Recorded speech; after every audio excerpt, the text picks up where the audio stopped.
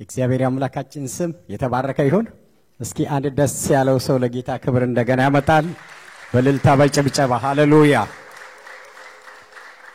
ጌታ የተባረከ ይሁን። እግዚአብሔር መልካም አምላክ ነው። ሁላችሁንም በአክብሮትና በትህትና ጠይቃለሁ። ንቆምና የከበረውን የእግዚአብሔርን ቃል አብረን እናነባለን። ለቃሉ ክብር ነው የምንቆመው፣ ያው እግዚአብሔርን ለማክበር። እግዚአብሔር የተባረከ ይሁን።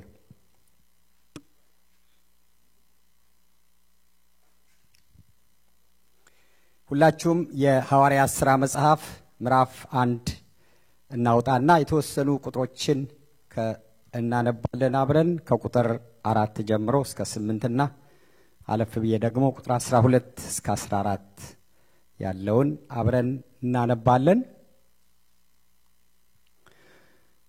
ከነሱም ጋር አብሮ ሳለ ከኢየሩሳሌም እንዳይወጡ አዘዛቸው።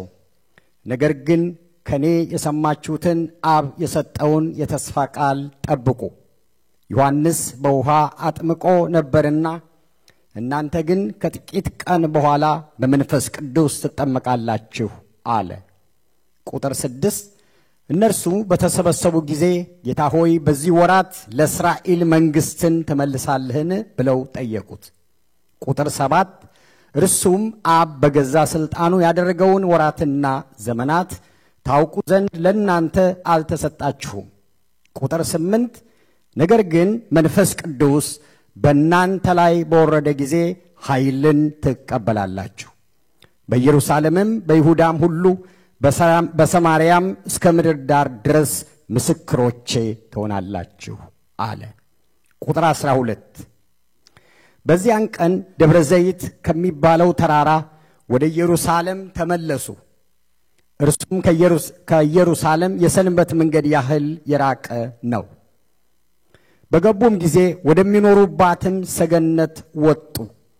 ጴጥሮስና ዮሐንስ፣ ያዕቆብም፣ እንድርያስም፣ ፊልጶስም፣ ቶማስም፣ በርተሎሜዎስም፣ ማቴዎስም፣ የልፊዮስ ልጅ ያዕቆብ፣ ቀናተኛ የሚባለው ስምዖን ያዕቆብ ልጅ ይሁዳም፣ እነዚህ ሁሉ ከሴቶችና ከኢየሱስ እናት ከማርያም ከወንድሞቻቸው ጋር በአንድ ልብ ሆነው ለጸሎት ይተጉ ነበር። ምዕራፍ 2 ቁጥር 1 ባለ 50 በተባለው ቀን በደረሰ ጊዜ ሁሉም በአንድ ልብ ሆነው አብረው ሳሉ ድንገት እንደሚነጥቅ አውሎ ንፋስ ከሰማይ ድምፅ መጣ። ተቀምጠው የነበሩበትን ቤት ሁሉ ሞላው። እንደ እሳትም የተከፋፈሉ ልሳኖች ታዩአቸው፣ በእያንዳንዳቸውም ላይ ተቀመጡባቸው። በሁሉም መንፈስ ቅዱስ ሞላባቸው። መንፈስም ይናገሩ ዘንድ እንደሰጣቸው በሌላ ልሳን ይናገሩ ጀመር። አጭር ጸሎት እንጸልይ። ታማኝና ፍጹም እውነተኛና ጻድቅ የሆንክ ልዑል እግዚአብሔር አባታችን ሆይ፣ አምላካችን ሆይ፣ እንደገና ደግሞ አሁን እግዚአብሔር ሆይ በቃልህ እያንዳንዳችንን ልታገኘን ይህንን የከበረና የተወደደ ጊዜ ስለሰጠን በናዝሬቱ በኢየሱስ ክርስቶስ ስም እጅግ አድርገን እናመሰግንሃለን። አንተን ብለን አንተን ፈልገን ልናመልክህ፣ ልንሰግድልህ፣ ልንገዛልህ ሁላችንም መተናልና አንተ ደግሞ እግዚአብሔር ሆይ አንተን ፈልገው የመጡትን እንደዚሁ ስለማታሰናብት ሁሉ ጊዜ ስለምትራራ ስለምታዝን አንድ ሰው ጌታ እግዚአብሔር ሆይ አንተን ሳያገኝ እንዳይወጣ በኢየሱስ ክርስቶስ ስም እጸልያለሁ። ክብርህ እንዲገለጥ በዚህ ጉባኤ መካከል በኃይልና በስልጣን እንዲተመላለስ እጸልያለሁ። ሁላችን ላይ የምስጋና መጎናጸፊያ እግዚአብሔር እንዲወድቅ ቀኖችን ብቻ ጌታ ሆይ እነሆ ጠብቀን ሳይሆን አንተ በቀራንዮ መስቀል ላይ ባፈሰስከው ደምና በቆረስከው ሥጋ በተሰጠንም ታላቅ መንፈስ ጌታ እግዚአብሔር ሆይ ውለታህ ገብቶን ሁሉ ጊዜ አመስጋኞች እንድንሆን እንድትረዳን እጸልያለሁ። አይኖቻችን ሁሉ የተከፈቱ ይሁኑ። ሁሉን ሰው እንድታገኝ እጸልያለሁ። እጅህ በዚህ ጉባኤ ላይ እንድትሆን እጸልያለሁ። ማንኛውም ወጥመድ ሁሉ የተሰበረ ይሁን፣ በኢየሱስ ስም የተሰበረ ይሁን። ማንኛውም ወጥመድ ካንተ ያልሆነ ልጆችን ጨምድዶ የያዘ የሚዋጋ ክብርን የሚቀናቀን የጠላት ሥራ ሁሉ የፈረሰ ይሁን በኢየሱስ ስም የፈረሰ ይሁን ሰማያትን ነሐስ ለማድረግ አምላካችን ሆይ ሥጋችንን እዚህ አስቀምጦ ሐሳባችን ለመከራየት የሚፈልግ የጠላት ሥራ አፈረስኩት የፈረሰ ይሁን ወጥመድ የተሰበረ ይሁን ማንኛውም ወጥመድ የተሰበረ ይሁን ቤት ላይ ያለ ልጆች ላይ ያለ ትዳር ላይ ያለ አገልግሎት ላይ ያለ ጤና ላይ ያለ ቸርች ላይ ያለ በናዝሬቱ በኢየሱስ ስም ወጥመድ የተሰበረ ይሁን በኢየሱስ ስም የተሰበረ ይሁን ይልቀቅ ሰማያትን ይልቀቅ ቫንኮቨርን ይልቀቅ ካናዳን ይልቀቅ እንቃወመዋለን በናዝሬቱ በኢየሱስ ስም የጠላት ሥራ የፈረሰ ይሁን በኢየሱስ ስም የፈረሰ ይሁን አፈረስኩበት የፈረሰ ይሁን ኔትወርኩ የፈረሰ ይሁን እቅዱ የፈረሰ ይሁን አሰራሩ የተበላሸ ይሁን በናዝሬቱ በኢየሱስ ስም የተወጋ ይሁን ልቀቅ የሰውን አይምሮ በጌታ በኢየሱስ ስም የጌታ መንፈስ በዚህ ጉባኤ አለ ጌታ አለ በክብር አለ ትሁቱ ጌታ አለ ያዳነን ጌታ አለ እናመልከዋለን እንሰግድለታለን እልልታ እናመጣለን ጭብጨባ እናመጣለን ክብር እናመጣለን የጠላት ሥራ ሁሉ የፈረሰ ይሁን መንፈስ ቅዱስ ጌታ ሆይ ያው ይህንን በደምህ የዋጀውን የከበረ ጉባኤ ራሴንም ጨምሬ ላንተ አሳልፌ ሰጠው እኔም አንተ ከሰጠኝ ሳልጨምር ሳልቀንስ የሰጠኝን ብቻ እንዲሰጥ እርዳኝ ጉባኤውም ደግሞ ካንተ እንዲሰማ ልባቸውን ክፈት በሚደረገው ሁሉ ግን ክብሩ ላንተ በረከቱ ለኛ ውርደት ደግሞ ለጠላታችን ይሁን በጌታ በኢየሱስ ክርስቶስ ስም እልልታና ጨብጨባ ለጌታ ክብር አምጥተን እንቀመጣለን ክብር ለኢየሱስ ይሁን ባለፈው ጊዜ የጀመርነውን ትምህርት በእነኛ አንድ የተወሰኑ ሆዶች ወስደን እናጠቃልላለን ታላቁ መዳን በሚል ከፓስተር ጋር በጣም አስደናቂ የሆነ የእግዚአብሔርን ሐሳብ አይተናል ባለፈው ጊዜ መዳናችን ደህንነታችን በጣም ሁሉ ጊዜ ልናስብበት የሚገባ ትልቅ ጉዳይ ነውና እሱን የምንጠብቅበት አንዱ መንገድ ደግሞ ራሱ የእግዚአብሔር ኃይል ነውና ስለዚህ ስለ እግዚአብሔር ኃይል የእግዚአብሔር ኃይል ባማኞች ሕይወት ውስጥ ሲሰራ የሚል አንድ ርዕስ ጀምረን የተወሰኑ ሁዶች ከዚህ በፊት አይተን ነበር እንደምታሳውሱት እንዲሁ ሐሳቦቹን ወደ ኋላ ሄጄ ለማያያዝ ይሄ በጣም ወሳኝ ነገር ነውና እግዚአብሔር ከሰጠን ብዙ ስጦታ ይሰጥቶናል ጌታ ግን አንዱና ዋናው ትልቁ ስጦታ ኢየሱስ ክርስቶስ ነው ከዛ ደግሞ ዛሬ የምናነሳው መንፈሱ ነው እግዚአብሔር የተባረከ ይሁን አሜን እና እግዚአብሔር ሰጪ አምላክ ነው ጌታ ይባረክ አሜን እድለኞች ነን ስለዚህ እግዚአብሔር በጣም የሚወደንና ለኛ ሁሉ ጊዜ የሚያስብ አምላክ ነው ወደ ቤተ ክርስቲያን ስትመጡ እንዲሁ እንደው ዝም ብላችሁ አትምጡ ለምን እዚህ ቦታ ላይ ምክንያቱም ከቦታ ጋር በኋላ አነሳለሁ እግዚአብሔር የተያዘ ነገር አለው በቃ ቸርች ስትመጡ የትም ቦታ አለ እግዚአብሔር በቤታችሁ አለ በሥራ ቦታ አለ ደግሞ በቅዱሳን ህብረት ደግሞ ጌታ አለ ስለዚህ እንደዚሁ አትሄዱምና የእግዚአብሔር መልካምነቶች ተካፍለን ተቀብለን ነው የምንመለሰውና እግዚአብሔር ሁሉ ጊዜ እኛን ለማነጽ እኛን ለመባረክ እቅድ አለው ዓላማ አለው ያንን በተግባር ገልጦ አሳይቶናልና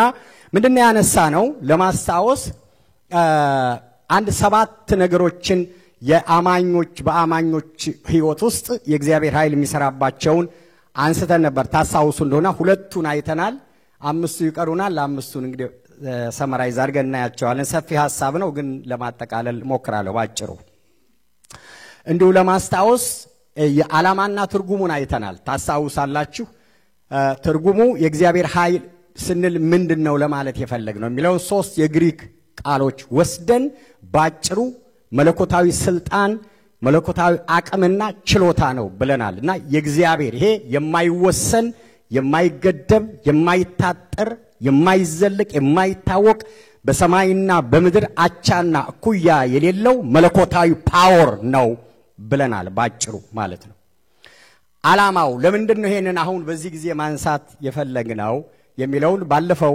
ያነሳነው በዚህ ዓመት ልቤን የሞላው አንዱ ነገር ባለፈው እንዳነሳነው ታሳውሳላችሁ እኛ የእግዚአብሔርን ቃል እንማራለን እንሰበካለን በእግዚአብሔር ቤት ብዙ ቆይተናል አሁን የተማርነውንና እግዚአብሔር በውስጣችን ያስቀምጠውን ነገር በተግባር ፕራክቲካል ነገር የምናደርግበት ነው ብለናል እሱ ብቻ ሳይሆን እግዚአብሔርም ደግሞ የተናገራቸውን ነገሮች ለኛ የሚሰጥበት እኛ የምንሰራበት ነው ታሳውሱ እንደሆነ ኢሳይያስ ምዕራፍ 60 ላይ ቁጥር 1 ብርሃንሽ ወጥቷልና የእግዚአብሔርም ክብር ወጥቶልሻልና ተነሽ አብሪ ስለዚህ የምንነሳበት ብርሃን የምንሆንበት ነው ሰይጣን በክፋት በጣም ጨክኖ የወጣበት ነው ብዙ ሰዎችንም እየገደለ ያለበት ክፉ ዘመን ነው እኛ ጋር ደግሞ መፍትሄ አለ ለዚህ ሁሉ መፍትሄው ወንጌል ነው ብለን የተነጋገርነው እና እጃችሁ ላይ መድኃኒት አለ የእግዚአብሔር መድኃኒት አለ ዓለም በሙሉ ከጨለማ የሚወጣበት የሰይጣን መንግስት የሚፈርስበት እግዚአብሔር የሚከብርበት መፍትሄ እኔና እናንተ እጅ አለ ስለዚህ እሱን ለማስተዋወስና ከዛ ጋር ደግሞ እኛ ተነስተን ለእግዚአብሔር ክብር ስራ እንድንሰራ ነው በዚህም መሰረት ባለፈው መስፍኔ ሪፖርት ሲነገረን እንደሰማችሁት በጣም በሚያስደንቅ ሁኔታ ለ3000 ሰዎች ወንጌል እንዲደርሳቸው ሆኗል አይደል 18 ሰዎች ደግሞ ጌታን ተቀብለዋል ይሄ ትልቅ ነገር ነው አጨብጭቡ ለሰራዊት ጌታ ለእግዚአብሔር ፕራክቲካል ማለት ይሄ ነው እኛ የዳንበት ወንጌል ሰዎች ጋር እንዲደርስ ማለት ይሄ በጎ ጅምር ነው የሚፈልግብንን አላደረግንም ግን ጀምረናል ማለት ነው ቤተሰቦቻችንን ጓደኞቻችንን በየመስሪያ ቤቱ በከተማ ያሉ ሰዎች ሁሉ የኢየሱስ ክርስቶስን አዳኝነት እንዲያውቁ ማድረግ ምንችለውን የሚገባንን ሁሉ ማድረግ አለብን ያለነው ለዚህ ስለሆነ ቤተክርስቲያን ያለችው ለዚህ ነው የቤተክርስቲያናችንም ስም ጸጋ ወንጌላዊት ቤተክርስቲያን ነውና ወንጌል ይዛ ትወጣለች ያልዳኑትን ታድናለች የዳኑትን ተተክልና ደቀ መዝሙር ታደርጋለች ወንጌልን ለቀጣዩ ትውልድ ደግሞ ታስረክባለች እግዚአብሔር ይባረክ ከዚሁ ጋር ደግሞ በተያያዘ ጌታ ታማኝ ስለሆነ የተናገረውን ለመፈጸም ደግሞ ትልቅ የወንጌል ማዕከል ምንገነባበት ቦታ ደግሞ ሰጥቶናል ለዚህም ደግሞ ክብር አምጡ ጌታ የተባረከ ይሁን እግዚአብሔር ታማኝ ስለሆነ ይሄ እንግዲህ እኛም እንሰራለን እግዚአብሔር ሊሰራ ደግሞ ተነስቷል ማለት ነውና ለዚህም ሁላችሁም እንድትነሱና በረታታለን በጸሎት በመትችሉት ሁሉ በዛ የሚደክሙ የሚያገለግሉት ሰዎችን ለነሱ በመጸለይ ቢያንስና ይሄን ስራ የሚሰሩትን ሰዎች እግዚአብሔር እንዲጠቀምባቸው እግዚአብሔር ደግሞ ለከተማዋ ለኮሚኒቲው የሚሆን ትልቅ ነገር እንዲሰራ ግዴላችሁ ጥሩ ነገር አስቡ ለጥሩ ነገር ጸልዩ ጥሩ ነገር አድርጉ እግዚአብሔር የተባረከ ይሁን በዚህ እግዚአብሔር ይከብራል አሜን እግዚአብሔር ይከብራል እኛ ደግሞ እንሸለማለንና ለዛ ደግሞ ሁላችንም ማሰብ መጸለይ ማድረግ ምንችለውን ሁሉ ማድረግ እጅግ በጣም ተገቢ ነው ማለት ነውና ዓላማው ስራ አለ ነው ጨለማ አለ እኛ ጋር ብርሃን አለ ለዛ ኃይል ያስፈልገናል የእግዚአብሔር ኃይል ብለን የተነሳ ነው በጣም የሚገርመው የእግዚአብሔር ድንቅ ኃይል ይሄ በሰማይ በምድር ትልቅ ኃይል ያለው ጌታ እሱን የሚመስል እሱን የሚተካ የሌለው ጌታ የሚደንቀው ነገር ያንን ትልቅ ኃይሉን ሰው ውስጥ ነው ያስቀመጠው እግዚአብሔር የተባረከ ይሁን ስለዚህ እኛ ውስጥ ነውና እግዚአብሔር በእኛ ነው የሚሰራው ለኛ ነው የሚሰራው ማለት ነው ስለዚህ የዛ የኃይል ተሸካሚዎች ነን እኛና ይሄንን ኃይሉን ደግሞ የገለጠባቸውን ነገሮች ነው እያየን ያለነው ሁሉ ጊዜ ስለ ሰው ስታስቡ ሁላችንንም ጨምሮ ሰው አንደኛ ያው ድነናል ባለፈው ስለ መዳናችን ስንማን ነበር ሁለተኛ ከዳንም በኋላ ደግሞ በቤቱ ያመለከን አለን አሁን ከጌታ ጋር አይደል ሶስተኛ ያገለገልን ነው አራተኛ አገልግሎታችንን ጨርሰን እንሄድና ያው የጠራን ጌታ ፍለፊትና ያዋለን ከጁ ደግሞ ሽልማት እንቀበላለን እነኚህን ሁሉ የሚሆኑት በእግዚአብሔር ኃይል ነው መዳናችን ባለፈው አንስቻለሁ ስትድን ረዳሁ በመዳን ቀን ምን አረኩ ነው ያለው ረዳሁ አይደል ራሱን በራሱ ያዳነ ሰው አለ ስንድን ረድቶን ነው እግዚአብሔር ይባረክ አሜን አሁን ደግሞ በቤቱ ያለነው በጣም የጸሎት ሰዎች የሆነ ነገር ስለሆነን አይደለም ምህረቱ ነው አሜን እስኪ በምህረቱ እዚህ ደረሳቸው አጨብጭቡ ለሰራዊት ጌታ ለእግዚአብሔር ምህረቱ ነው ስለማረን ስለራራልን ነው አይደል የምናገለግለውም ደግሞ ከሱ በተሰጠን ጸጋና ኃይል ሁሉ የሚመጣው በሱ ነው ማለት ነውና ስለዚህ የመጀመሪያው እንግዲህ ትርጉሙና ዓላማውን አይተናል ሁለተኛ ያየነው የቃሉ ኃይል በሚል ደግሞ ስለ እግዚአብሔር ቃል በደንብ ትንተና ወስደን አይተናል ቪዲዮዎቹ ስላሉ እነሱን ተመልከቷቸው ለማስታወስ የእግዚአብሔርን ቃል ማሰላሰል ማንበብ ማጥናት እንደ ማመን መታዘዝ መኖርና ማስተላለፍ በሚል እነኚህን ዝርዝር ሐሳቦች አይተናል እግዚአብሔር አንዱ የኃይሉ ያለው ቃሉ ላይ ነውና የእግዚአብሔር ቃል እኔና እናንተን የለወጠ ነው ሕይወታችንን የቀየረ ነው ሰማይና ምድር የፈጠረ ነው ዓለማት የተፈጠሩት በእግዚአብሔር ቃል ነው ተደግፈው ያሉትም በእግዚአብሔር ቃል ነው ብለናል አይደል ኤፌሶን ላይ ወስደን ስለዚህ የእግዚአብሔር ቃል የኃይል ምንጭ ነው እሱ ደግሞ እጃችን ላይ ነው ያለውና እነኚህም እናነሳቸው ነገሮች በጣም መሰረታዊ ነገሮች ናቸው መጽሐፍ ቅዱስ የእምነትና የተግባር መመሪያችን ነው ከዚህ ከመጽሐፍ ቅዱስ የወጣ ክርስትና ሊኖር አይችልም ክርስትና ሁሉ ኢቫሉዌት የሚደረገው በዚህ ነው የማይጨመርበት የማይቀነስበት ከእግዚአብሔር አንደበት የወጣ ይሄ የእግዚአብሔር ቃል ንጹህ የእግዚአብሔር ቃል የኛ የሕይወታችን መመሪያ ነው ብለናል ዛሬ ስለ መንፈስ ቅዱስ እናነሳለን አጠር አድርገን ዝርዝር ነገር ውስጥ አልገባም ዋና ነገሮች አነሳለሁ ጊዜ ካለን ደግሞ ስለ ጸሎት ትንሽ አነሳለሁ ሌላው የኃይል ምንጭ ቀደም ሳነብ እንዳያችሁት መንፈስ ቅዱስ ነው መንፈስ ቅዱስን ስለ መንፈስ ቅዱስ በመናስብበት ጊዜ መንፈስ ቅዱስ ይሄ ሆነ ወይ ስንጸልይ ወይ ደግሞ ስናመልክ ወይ ደግሞ በሆነ አጋጣሚ መጥቶ እኛን አነቃቅቶ የሆነ ነገር አድርጎ የሚሄድ አይነት እንደዛ አይደለምና መንፈስ ቅዱስን ስንማር ስናስብ ስለ መንፈስ ቅዱስ ስንሰማ ሁሉ ጊዜ ወደ ሕይወታችን መምጣት ያለበት ትልቁ ጉዳይ መንፈስ ቅዱስ ማንነቱን ሁሉ ጊዜ ማሰብ አለብንና መንፈስ ቅዱስ እግዚአብሔር ነው ስለዚህ ከዛ ነው የምንነሳውና መንፈስ ቅዱስ ማለት የኛን ስሜት የሚያሞቅ ስሜት ሳይሆን አምላክ ነውና መለኮት ነው ስሜት ያለው አካል ያለው ከወልድና ከአብ ጋር የሚሰገድለት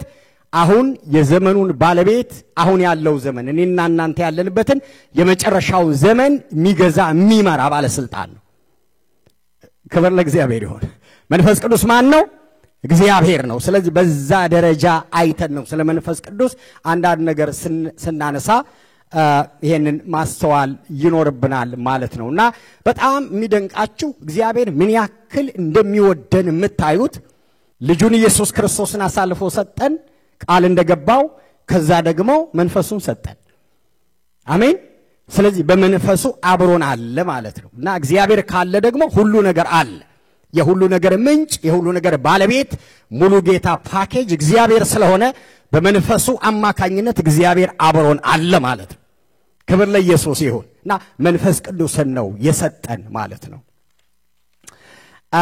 ቀደም ያነበብኩት ቃል ደግሜ ላንብበው ቁጥር 8 ላይ ከላይ ኃይልን እስክትቀበል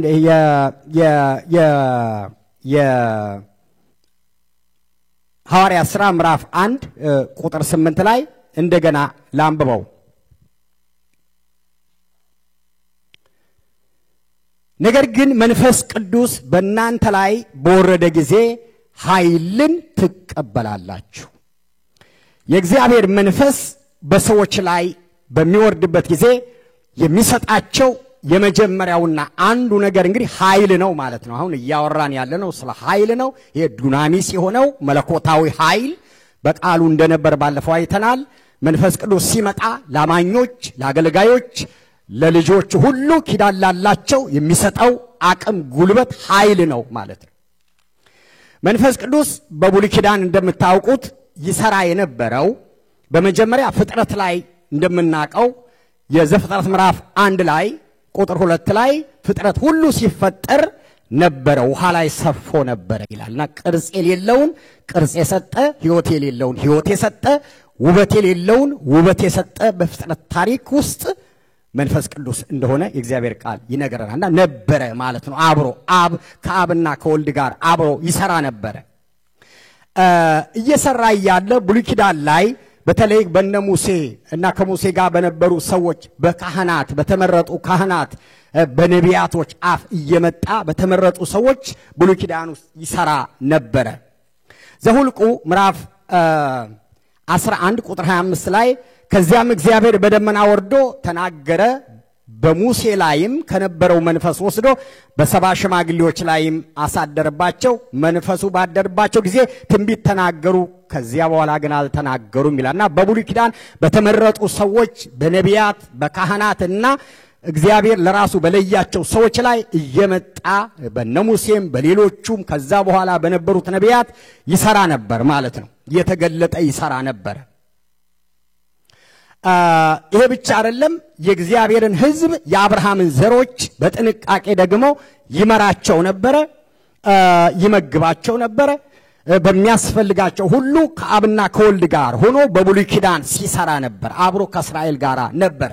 ነህምያ 9 ላይ ከ19 እስከ 20 ያንን ይነገረናል። ከርህራሄ ብዛት የተነሳ በምድረ በዳ አልተዋቸውም ይላል።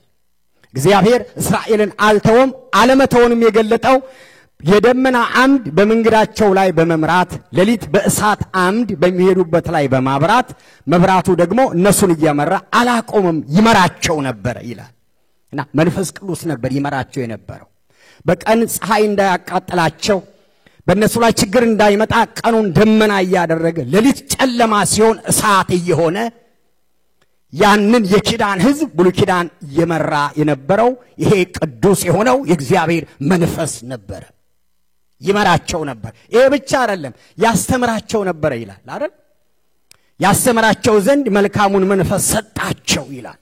እና ያስተምራቸው ነበር የእግዚአብሔርን አሰራር የሚያስፈልጋቸውን ነገር ሁሉ በምድረ በዳ በመንገዳቸው ላይ የሚፈልጉትን የእግዚአብሔርን አሰራር ኪዳኖች ሁሉ በነቢያቶች ላይ እግዚአብሔር በመረጣቸው ላይ ሆኖ ያስተምራቸው ነበር ይላል።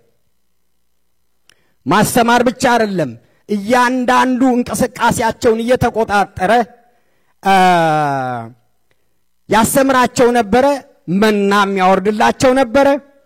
እግራቸውም እንዳያብጥ ልብሳቸው እንዳያልቅ በምድረ በዳ ጠላት ደግሞ እንዳያዋርዳቸው እንዳያስቀራቸው እየጠበቀ ጥንቃቄ እያደረገ እነኛን የኪዳን ሕዝቦች እግዚአብሔር ወዳለው ቦታ ሲወስዳቸው እንመለከታለን።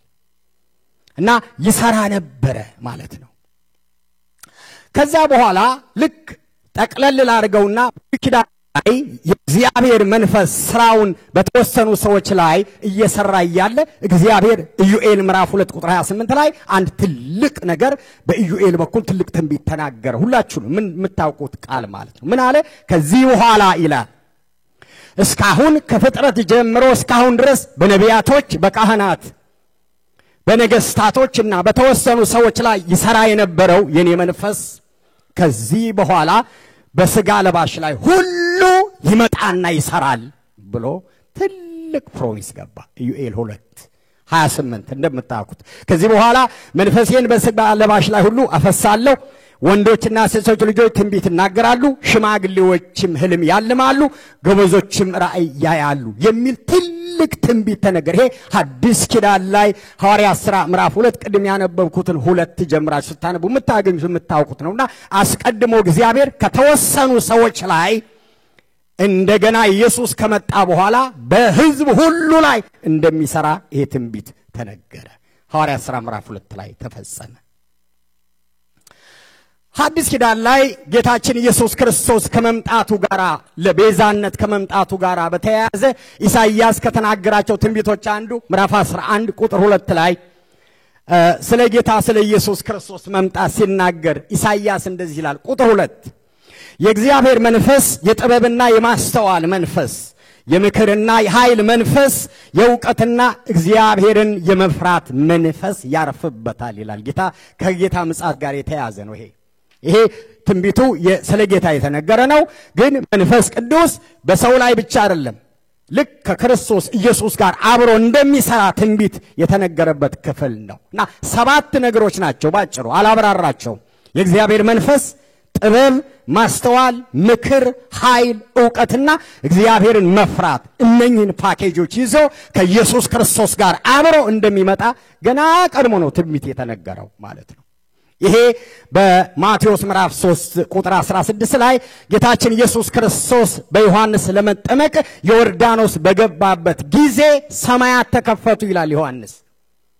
ኢየሱስ እንደ ተጠመቀ ከውሃ በወጣ ጊዜ ወዳው ሰማያት ተከፍተው የእግዚአብሔር መንፈስ በእርግብ አምሳል ኢየሱስ ላይ አረፈ ይላል። ክብር ለኢየሱስ ይሁን። አሜን። በጣም የሚያስደንቅ እግዚአብሔር ይሄን ሁሉ እያደረገ ያለው ከኛ ጋር የተያያዘ ነው። መጣ ከኢየሱስ ጋር ሲጠመቅ የአብ ስለ ኢየሱስ መሰከረ፣ መንፈስ ቅዱስ አረፈበት። ይሄ ብቻ አይደለም።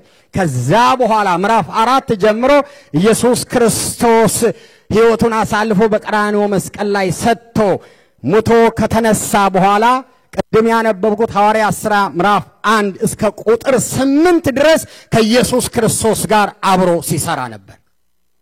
ምክንያቱም ራሱን የተናገረው የጌታ መንፈስ በእኔ ላይ ነው፣ ለድሆች ወንጌልን እሰብካለሁ እያለ ሲናገር ነበር። እግዚአብሔር ይባረክ። አብሮ ይሰራ ነበር። ሲሰብክ አብሮት ነበረ፣ ሲያስተምር አብሮት ነበረ፣ ሲፈውስ አብሮት ነበረ፣ ነፃ ሲያወጣ አብሮት ነበረ። በሁሉ ነገር የእግዚአብሔር መንፈስ ከኢየሱስ ጋር ሲሰራ ነበር። ይሄንን ያመጣሁት ዮሐንስ ወንጌል ምዕራፍ 16 ላይ ግን ጌታ ኢየሱስ ክርስቶስ አንድ ትልቅ ነገር ለሐዋርያቶች ቃል ገባላቸው። የገባላቸው ቃል እንደዚህ የሚል ነው። ላንብበው ቁጥር 5 እና 7 እንግዲህ ወደ ላከኝ እሄዳለሁ፣ እኔ የመጣሁበትን ጨርሻለሁ። ከዘመናት በፊት በአባቴ ታቅዶ የነበረውን ፕሮግራም ጨርሻለሁ፣ አሁን ልሄድ ነው አላቸው። ኢየሱስ ክርስቶስ አጠናቆ አስተምሮ አብ የሰጠውን ነገር ሁሉ ፈጽሞ ቤዛ ሆኖ ጨርሶ ሊሄድ ሲል ነው ይሄን የተናገረው። አሁን ወደ ላከኝ ወደ መጣሁበት ወደ ሰማይ ወደ ክብሬ በፊት ወደ ነበርኩበት ወደዛ እሄዳለሁኝ አለና ይሁን እንጂ ከናንተ የሚሄደው የት ነው ብሎ የሚጠይቀኝ የለም። ይህንንም በመናገር ልባችሁ በሐዘን ተሞልቶ ነገር እውነት እላችኋለሁ መሄዴ ይበጃችኋል።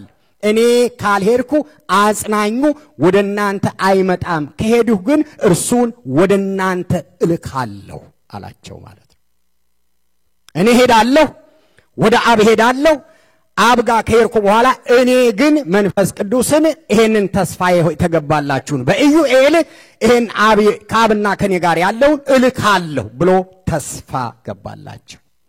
በዚህ መሰረት ጌታችን ኢየሱስ ክርስቶስ ከፍ ሲል ሐዋርያት ሥራ ላይ እንደምታውቁት መንፈስ ቅዱስ መጣ ማለት ነው። እግዚአብሔር የተባረከ ይሁን። አሜን። ሐዋርያት ሥራ ላይ ቅድም ያነበብኩት ቃል ያነበብኩላችሁ ቃል ላይ ጌታችን ኢየሱስ ክርስቶስ ጨርሶ ሁሉ ሊሄድ ሲል እንደዚህ አላቸው። ከነሱ ጋር በማዕድ ተቀምጦ ሳለ እንዲህ ሲል አዘዛቸው፣ ከኢየሩሳሌም አትውጡ፣ ነገር ግን እኔ ስናገር የሰማችሁትን አብ የሰጠውን ተስፋ ጠብቁ አላቸው። አብ የተናገረውን በብሉይ ኪዳን ሲሰራ የነበረውን ሥላሴዎች አንዱ የሆነው መንፈስ ቅዱስ የተነገረላችሁ ትልቅ አንዱ ስጦታ እሱ ስለሆነ ተጠባበቁ አላቸው። ይህንንም ብሎ ቅድም ያልኳችሁን አለና ጌታ ኢየሱስ ክርስቶስ ከጥቂት ቀን በኋላ አላቸው፣ እናንተ በመንፈስ ቅዱስ ትጠመቃላችሁ ብሎ ይሄ ሲመጣ ደግሞ ቁጥር 8 ላይ ኃይልን ስትቀበሉ ምስክር ትሆናላችሁ አለና ጌታ ኢየሱስ ወደ ሰማይ አረገ። ምዕራፍ 2 ቅድም እንዳነበብኩላችሁ ከሥላሴዎች አካል አንዱ የሆነው የዓለማት ፈጣሪ ሁሉን ማድረግ የሚችል መለኮት የሆነው ስብዕና ያለው የሚከፋው የሚያዝን የሚፈጥር የሚያድስ የሚቀይር የእግዚአብሔር መንፈስ ከሰማያት መጣ። ክብር ለእግዚአብሔር ይሁን። ሐዋርያትን ብቻ አይደለም የነበሩትን ሁሉ ሞላባቸው ይላል። አሁን ሁለት ነገሮች ነው ዛሬ መልእክቴ።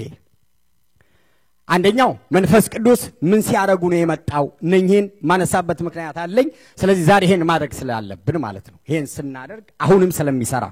ሁለተኛው መምጣቱና መኖሩን በምን እናውቃለን? እነኚህን ሁለቱን አነሳለሁ። ጌታ ከተናገረ በኋላ ሐዋርያቶች ምን ሲያደርጉ ነበር የመጣው? የጥንቷ ቤተክርስቲያን መንፈስ ቅዱስ እንዲመጣ ያደረገችው ነገር ምን ነበር? ሐዋርያት ምን አረጉ? ቅዱሳን ምን አረጉ? 120 ምን አረጉ? እነኛ 11 በኋላም አንዱን ጨምረው ምንድነው ያደረጉት? አንድ በአራት ነገር ሰመራይዝ አረጋቸውና አስቀምጣለሁ ባጭሩ። የመጀመሪያው ያደረጉት መንፈስ ቅዱስ እንዲመጣ ያደረጉት ነገር ጌታ የሰጠውን ትእዛዝ ነው። ልክ ማቴዎስ 28 ላይ እንግዲህ ሂዱና አሕዛብን ሁሉ በአብና በወልድ በመንፈስ ቅዱስ ስም እያጠመቃችሁ ያዘዝኳችሁን ሁሉ ይጠብቁ ያሰማራችኋቸው ደቀ መዛሙርት አድርጓቸው ብሎ እንዳዘዛቸው ሁሉ እዚህ ላይም እስክትቀበሉ እንዳትወጡ ብሎ አዘዛቸው ነው የሚለው። እና ያንን ትእዛዝ ጠብቀው ኢየሩሳሌም ቆዩ። ቀድም አንብቤላችኋለሁ። እና በኢየሩሳሌም ነበሩና በስፍራቸው ላይ ለምንድነው ጌታ ኢየሱስ ኢየሩሳሌም ለምን ሌላ ቦታ ሰማርያ ለምን አልሄዱ? ሌላ ቦታዎች መጠቀስ ይቻል ነበርና እግዚአብሔር ሁሉ ጊዜ ከቦታ ጋር ጉዳይ አለው። የእግዚአብሔር ጉብኝት የሚመጣው እግዚአብሔር ባለው ስፍራ ነው። ክብር ለእግዚአብሔር ይሁን። እና ስፍራችሁን እንድትጠብቁ እግዚአብሔር ይፈልጋል። ስፍራ እግዚአብሔር ያየልን ስፍራ የሚፈልገው ስፍራ እሱን ጠብቀን የሱን ኪዳን የምንቀበልበት ስፍራ በእግዚአብሔር ፊት የተወሰነ ስፍራ አለ። እሱን እንድንጠብቅ እግዚአብሔር ይፈልጋል። ለዚህ ነው የእግዚአብሔር ቃል አቤቱ እርዳታው ካንተ ዘንድ ይሆንለት በልቡ የላይኛው መንገድ የሚያስብ ሰው ምስጉን ነው ይልና በለቅሶ ሸለቆ በወሰንከው ስፍራ ይላል የሕግ መምህር በረከትን ይልካል ይላል። እግዚአብሔር የተባረከ ይሁን። እግዚአብሔር ሁሉ ጊዜ የተናገረውን የሚፈጽመው ስፍራ ላይ ነው። ስለዚህ ጉብኝት ሲመጣ ስፍራቸውን የሚለቁ ሰዎች ብዙ ኪሳራ ውስጥ ይገባሉ ማለት ነው። እና ከስፍራ ጋር እግዚአብሔር ጉዳይ አለው። ኢየሩሳሌም ጠብቁ ነው ያላቸው። ኢየሩሳሌም ብቻ አይደለም፣ እነሱ እንዳውም ተመለሱና ይላል ቁጥር 12 ተመለሱና በዚያን ጊዜ ደብረ ዘይትም በሚባለው ተራራ ወደ ኢየሩሳሌም ተመልሰው እነርሱም ከኢየሩሳሌም የሰንበት መንገድ ያህል የራቀ ነው በገቡም ጊዜ ወደሚኖሩባትም ሰገነት ወጡ ይላል። የመጀመሪያው ስፍራቸውን ጠበቁ። የተነገረውን ሰምተው ስፍራቸው ላይ ቁጭ አሉ። ጥቂት ቀን ነው፣ 10 ቀን ነው። ነገር ግን እግዚአብሔር ሁሉ ጊዜ ስፍራ ለሚጠብቁ ሰዎች መንፈስ ቅዱስና ኪዳኑን ይልካል። አሜን። ስፍራቸውን ለማይለቁ ለሚጠብቁ ሰዎች ቢመጣም ባይመጣም ቢሆንም ባይሆንም ቢገባቸው ባይገባቸው ሸለቆ ቢሆን ተራራ ቢሆን ጥያቄ ቢኖር ባይኖር ሁሉ ጊዜ እግዚአብሔር ያስቀመጣቸው ስፍራ ላይ የሚገኙ ሰዎች ጉብኝት ያገኛቸዋል። አሜን። ዛሬ አንዱ መልእክት ይሄ ነው። ስፍራችሁን ጠብቁ። ስፍራችሁን ስትጠብቁ እግዚአብሔር ይመጣል። አሜን። እግዚአብሔር ይመጣል። በስፍራችሁ ነው የሚመጣው። በእናንተ ትክክል ባለው ቦታ ላይ ይመጣል። ጸጋ ቤተክርስቲያን ይመጣል። ይቺ ቤተክርስቲያን ብዙ ጊዜ እንደሰማሁት ስትጀመር ጀምሮ የነበሩ ሰዎች አሉ። አሁን እዚህ ስትጀመር ጀምሮ ደግሞ የነበሩ በየመንገዱ ላይ እንደ ፌርማታ ደግሞ የተንጠባጠቡ አሉ። በራሳቸውም ድካም በሰይጣንም በሁኔታዎች ግን እርግጠኛ ነኝ በታማኝነት ጠብቀው እዚህ የደረሱ ሰዎች አሁን የእግዚአብሔርን ጉብኝት ያዩ ናቸው። አሜን። እንደገናም ያያሉ። የእግዚአብሔር ጉብኝት በኃይልና በስልጣን ወደ ቤተክርስቲያናችን እየመጣ ነው። ክብር ለኢየሱስ ይሁን። እግዚአብሔር ሁሉ ጊዜ ከስፍራ ጋር ጉዳይ አለውና መንፈስ ቅዱስ የመጣው በሰገነቷ ላይ ኢየሩሳሌም ሆነው ሲጠባበቁ ነውና ስፍራችሁን ጠብቁ። አሜን። እግዚአብሔር የሰጣችሁን ስፍራ ያላችሁን ስፍራ ቀደም እንዳልኩት የወሰነው ከሆነ ሸለቆ እንኳን ቢሆን እዛ ቁጭ ብላችሁ ጠብቁ። ለምን? እግዚአብሔር አይዘገይም፣ እንደተናገረው ይመጣል። የዋሽ ዘንድ ሰው አይደለም። ተናግሮ ሐሳቡን ይቀይር ለየሰው ልጅ አይደለም። እንደተናገረው እንደዛው ያደርጋል። ጌታ ይመጣል። ጌታ ይመጣል። ጌታ በተናገረው ቀን ይመጣል። በተናገረው ቦታ ይመጣል። ይጎበኘናል። ይጎበኛቸዋል። 70 ዓመት በተፈጸመ ጊዜ ይጎበኛቸዋል። አሜን። የጉብኝት ወራት አለ ከፊት ለፊታችን። መንፈስ ቅዱስ እንዴት መጣ? ኢየሩሳሌም ቁጭ ብለው ጠብቁ የተባሉትን ሲጠብቁ ቦታቸው ላይ ነው የመጣው። ሁለተኛ በተባለው ጊዜ ነው የመጣው። በጊዜ በራሱ ጊዜ አንዳንድ ጊዜ ቅድም ያነበብኩት ምዕራፍ 2 ላይ ሐዋርያት ሥራ ምዕራፍ 2 ቁጥር 1 ላይ ባለ 50 የተባለው ቀን በደረሰ ጊዜ ይላል። ይሄ ሁለት ዊንግ አለው ኮንቴክስቱ እንደ ስነ መለኮት እንትን ስናየው የአይሁድ በዓል ነው ይሄ ስለዚህ አይደለም መናገር መፈልገውና የአይሁድ በዓል የሚከበርበት ቀን ነው ስለ የተለዩ ቀኖች አሉ በመጽሐፍ ቅዱስ ብዬ ከዚህ በፊት አንስቻለሁ ታሳውሳላችሁ አንዱ በጣም ከቀኖች ሁሉ በጣም ትልቅ ድንቅ የሆነ ቀን የሚባል ይሄ ቀን ነው አሜን ይሄ ቀን ነው መንፈስ ቅዱስ የወረደበት ቀን ስለዚህ ይሄ ቀን በእግዚአብሔር አብ በእግዚአብሔር ወልድ በእግዚአብሔር መንፈስ ቅዱስ ፊት የታቀደ ቀን ነው አሜን አሜን የአይሁድ በዓል የሚከበርበት ብቻ ሳይሆን ይሄ አምላክ የሆነው መንፈስ ቅዱስ ይመጣል ተብሎ የተወሰነበት ቀን ነው ዛሬ አንድ የምስራች ልንገራችሁ እግዚአብሔር የናንተን ጉዳይ የሚባርካችሁና ነገራችሁን የሚያመጣበት ቀን ተወስኗል እሱም ደርሷል አሁን የሚያምን ሰው ለጌታ ክብር ያመጣል ሃሌሉያ ዛሬ ነው እምላችሁ እግዚአብሔር የወሰነው ቀን አለ ጊዜ አለው ጌታ እናንተ እንኳን ብትረሱ እሱ አይረሳም አሜን አሜን አሜን እግዚአብሔር አይረሳም እግዚአብሔር አይረሳም እንዴት እንደሆነ አላቅም ዛሬ ይመጣል ወደ ያንዳንዳችሁ በትዳር ይሁን በልጆች ይሁን በአገልግሎት ይሁን በሥራ ይሁን እግዚአብሔር ማንንም አይጥልምም አይረሳም እግዚአብሔር ይመጣል እግዚአብሔር ወይ ለያንዳንዳችሁ ይመጣል የጉብኝት ጊዜ አለው ለያንዳንዳችሁ የሚጎበኝብን ደግሞ የተለያየ ነው የያንዳንዳችን ጥያቄ የተለያየ ነው ግን የሁላችንም ጥያቄ ማዕከላዊ አድርጎ መልስ የሚመልሰው ደግሞ መንፈስ ቅዱስ ነው እሱ ሲመጣ እሱ የተፈረመበት ቼክ ነው አሜን እስኪ ስለ መንፈስ ቅዱስ አጨብጭቡ ለመንፈስ ቅዱስ ብቻ እግዚአብሔር እሱን ይስጠን አሜን እንደገና አጨብጭቡ ለእግዚአብሔር መንፈስ ሃሌሉያ እንዴት መጣ በተባለው ደቂቃ በተባለው ሰዓት በተባለው ጊዜ በተባለው ወር በተባለው ሰዓት ከተፋለ እንዳውም ይላል ቃሉ ድንገት ይላል ክብር ለኢየሱስ ይሁን አሜን ድንገት ዛሬ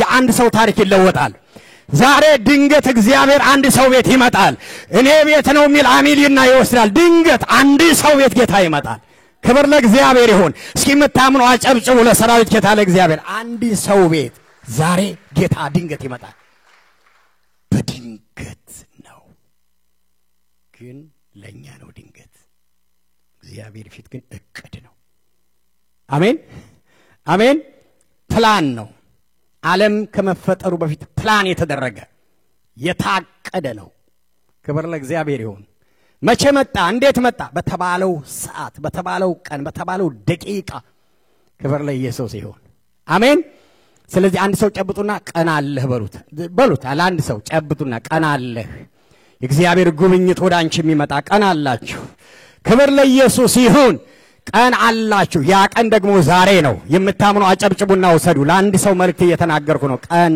አለው እግዚአብሔር ልጆቹን የሚያስብበት በተባለው ቀን መጣ ያውም ደግሞ መንፈስ ቅዱስ እግዚአብሔር የተባረከ ይሁን ሌላው ሶስተኛው በጸሎት ጊዜ ነው የመጣው ቀደም እንዳነበብኩላችሁ ሰምታችኋል ምን ያደርጉ ነበር ቁጥር 14 ላይ እነዚህም ሁሉ ከሴቶችና ከኢየሱስ እናት ከማርያም ጋር በአንድ ልብ ሆነው በጸሎት ይተጉ ነበር ይላል ስፍራው አለ ጊዜው ደርሷል እነሱ ደግሞ ይጸልዩ ነበር ይሄኛ ድርሻ ነው እግዚአብሔር የተባረከ ይሁን አሜን ሲጸለይ የእግዚአብሔር መንፈስ ይመጣል እውነተኛ የሆነ ጸሎት በሚጸልዩ ሰዎች በግልም በጋራም በቤተክርስቲያን እቤታችሁ ከሚስቶቻችሁ ከልጆቻችሁ ጋራ ከአገልግሎት ዘርፎች ጋራ ለሚጸልዩ ሰዎች የዛሬ 3 ሳምንት መሰለኝ ፓስተር ሀብቴ አንድ ትልቅ ነገር ተናገረ ጌታ ይባርከው ሲባርክ ሲያስተምር አስተውላችሁ ከሆነ ምንድነው ያለው እየጸለያችሁ አትሞቱም ማለት አስተውላችኋል እየጸለያችሁ ምክንያቱም አዋጅ ነው የወጣው እንዳይጸልይ ማን ነው ዳንኤል እንዳይጸልይ አዋጅ ነው የወጣበት እንደዛ ይቻላል አቅም እኔ ብዙ ጊዜ ሰብኬዋለሁ አንብቤዋለሁ ምናምን ግን በሌላ አይን ነው ያየሁት እግዚአብሔር እኔ ስላስተማረኝ ነው ስንቶች እንድትረድ እየጸለየ ሰው አይሞትም አሜን እየጸለያችሁ አትሞቱም። አለመሞት ብቻ አይደለም፣ የሚጸልዩ ሰዎች የእግዚአብሔርን ተስፋ ቃል ያፈጥናሉ። የሚጸልዩ ሰዎች የእግዚአብሔርን ነገር ይረከባሉ። አሜን። ክብር ለኢየሱስ ይሁን። ክብር አምጡ ለሰራዊት ጌታ ለእግዚአብሔር። ጸጋ ቤተክርስቲያን በእውነት ለመናገር ቤተክርስቲያናችሁ ውስጥ የሚጸልዩ ሰዎች አሉ። እህቶች ረጅም ዓመት እዚህ የጌታን ፊት የፈለጉ የእናንተ ጸሎት ነው ጉብኝት ያመጣው። ጸሎቱ ሳይሆን ኪዳኑ ማለት ነው። እግዚአብሔር የተባረከ ይሁን። እስኪ አጨብጭቡ ለራሳችሁ። እግዚአብሔር ይባርካችሁ። እና የእግዚአብሔርን ፕሮግራም ያፋጥናሉ ማለት ነው። አንድም ሁለትም 10ም 5ም አሁንም ብዙም ስንሆን ጸንተው የቆሙ ማለት ነው። እና ያደርጉ ነበር። ይሄ ሐዋርያት ያደርጉ የነበረው ጸሎት ነው። ስለዚህ ስለ ጸሎታው ዝርዝር ለማስተማር አይደለም። እና የሚጸልዩ ሰዎች በጸሎት የሚተጉ ሰዎች የእግዚአብሔርን የዘመናት ፕሮግራምና አጀንዳ ይረከባሉ። አሜን በሉ። አሜን በሉ። የሚጸልዩ ሰዎች የእግዚአብሔርን አጀንዳ ይረከባሉ። እግዚአብሔር ሲጸልዩ የጌታ መንፈስ ነው መጥቶ ያው በእነሱም አብሯቸው ባሉ ላይ ሁሉ ሞላባቸው ይላል። ሲጸለይ ይመጣል። አሁንም ይብዛልን። በግል እንጸልይ፣ በጋራ እንጸልይ፣ በቤት እንጸልይ፣ በቤተ ክርስቲያን እንጸልይ። ጸሎታችንን አጥብቀን እንቀጥል። ይሄ መንፈስ ቅዱስ አለ በመካከላችን የበለጠ ይሰራል ማለት ነው። አራተኛ ላይ አንድ ነበሩ ይላል። እዚህ ላይ ትንሽ መናገር ፈልጋለሁ። አንድ ነበሩ በአንድ ልብ። ይሄ አንድ ደም የሚረጨው ልብ አይደለም። ስለ ልብ ተምራችኋል በሳይንሱም ያስባለሁ። አንድ ነበሩ። ሐዋርያው ጳውሎስ እንደነገረን ማን ነው ኤፌሶን ምዕራፍ 2 ላይ ይሄ መስቀል ላይ የመጣ አንድነት አለ። አይሁዳዊና አህዛብን ያንን ገመድ በጥሶ አንድ ኢየሱስ ያመጣው አንድነት አለ። 11 ናቸው እዚህ ላይ። ሌሎቹ ሐዋርያቶቹ ሌሎቹ ሲጨመሩ ወደ 120 ናቸው። ግን አንድ ልብ ነበራቸው፣ አንድ ሐሳብ ነበራቸው፣ አንድ ነፍስ ነበራቸው። 4ም ላይ ይደግማል። እንዳው የሚመገቡት ሁሉ በአንድ ላይ ነበረ ይላል። ጌታ ኢየሱስ ክርስቶስ በማቴዎስ ወንጌል ምዕራፍ 18 ቁጥር 19 ላይ ሁለት ሰዎች በአንድ ሐሳብ ቢስማሙ ይላል። ሁለት ሆናችሁ በአንድ ብትስማሙ ምንም ነገር ጠይቁኝ አደርገዋለሁ ይላል። ካልተስማማንስ አይሆንም ማለት ነው ባጭሩ። ስለዚህ አንድነት፣ የአንድነትን መንፈስ መጠበቅ፣ ህብረት ሲኖር፣ አንድነት ሲኖር፣ አንድ አስተሳሰብ ሲኖር፣ ለአንድ ቪዥን አንዱን ጌታ ስናመልክ፣ በአንዱ ትንታቀፍ፣ አንድ ሁላችንም ስለ አንድ ነገር ስናስብ አትጠራጠሩ፣ እግዚአብሔር የተናገረውን ነገር ያደርጋል። አሜን። እኔ የምጸልየው ለሁላችሁም በአክብሮት በትህትና ማሳስባችሁ ሁሉ ጊዜ በእናንተ በኩል ከሌላው ሰው ጋራ በፍቅርና በሰላም ለመኖር ወስኑ። ከዚህ በፊት ተናገር አይከፈልበትም ማለት ሁሉ ጊዜ ሰው መልካም ነገር አስቦ አይከፈልበትምና ከሁሉ ሰው ጋር በሰላም ይሄ ዲፕሎማሲ አይደለም። በቃ ለጌታ ክብር፣ ለቤተ ክርስቲያን አንድነት፣ ለወንጌል ሥራ ስትሉ ማለት ነው። የጌታ ልብ ይሄ ነው።